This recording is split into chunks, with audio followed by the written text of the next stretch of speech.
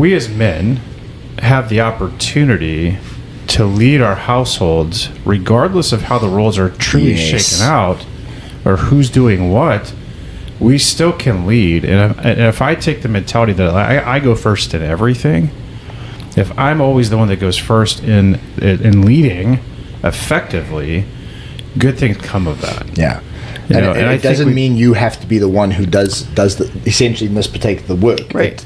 Your role still remains. Yeah. It doesn't change. Yeah, it's about the role, not necessarily the behavior of taking the lead, but like, what does that actually look like? And a lot of times with men, what they get caught up in is like, if my family's not happy, then I'm failing. Yeah. Or like, I'm not doing something right here. Yeah. And that gets slippery, because then that's where codependency sets in. As long as they're happy, I'm happy. My needs are met when their needs are met.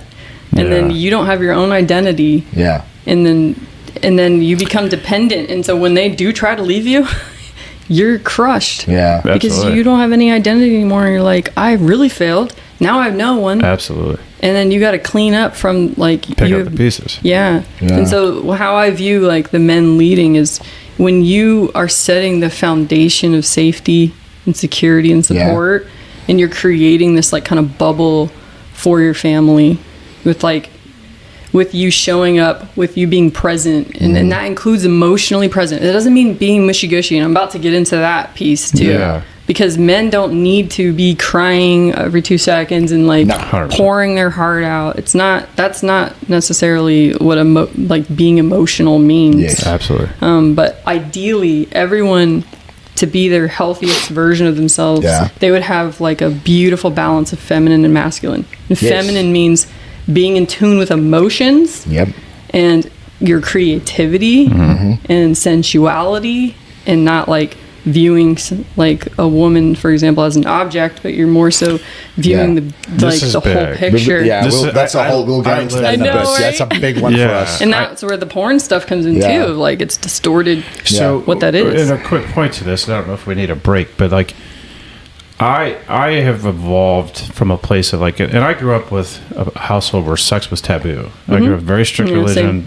Sex was a taboo topic. It wasn't talked about. I mean, my wife kind of like is blown away when I say when Baywatch, we used to love watching Baywatch, but when they'd have their little cuts of the pretty girls, they'd change the channel, right? So stuff like that. So like, what's the messaging there? Yeah. So like that's the reality I grew up in. And so anyway, like I didn't understand intimacy, I didn't understand sex, I didn't understand all of that piece of it. And then you get exposed to porn at a young age. Yeah. You get exposed to these things, and so that's where in your mind that's where you learn about it, right? And so it becomes more of just like an exchange and interaction. Like, even words said to me at one point was like sex was a transaction for you. I was like, well, it was never meant to be that, right? And it could be that way for women too. On the flip side of like, we are the pleasers. We're gonna give up all of what we need to please them and to be approved by them. And the thing that's really like, over the past year for me, I've gone from like, I want sex from you to no, I want intimacy and connection. That's what men really want. They don't really realize that's what they want. It's probably the biggest misconception. They want to feel close. I was very lucky to come from a household where my parents were very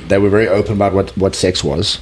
But the way that my father showed love to my mom, right, really like established that for me. And I was very lucky to understand the difference between lust and intimacy at a young age, because lust is a physical action. It's a release. It's it's that part of your brain. We tell men this in the group, right? And it's an unpopular opinion if you don't really want to look at the world in an honest way. But it's laid out this way: is the reason if all men tomorrow decided that all women will be enslaved, there is nothing they can do.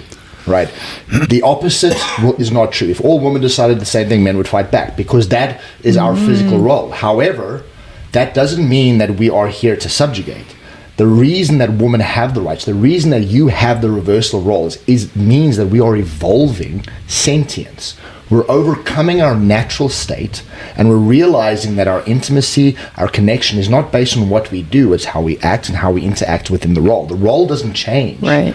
The actions around it. Yeah, there's the dark side and the light side of the role. Which side do you want to be on? And it's an unpopular opinion, because I think a lot of feminism has really skewed the idea. Yeah. Right? It's become very toxic in the way that it explains it. 100%. And what we try and explain, and we've gone through this process. Is lust is not intimacy. Yep.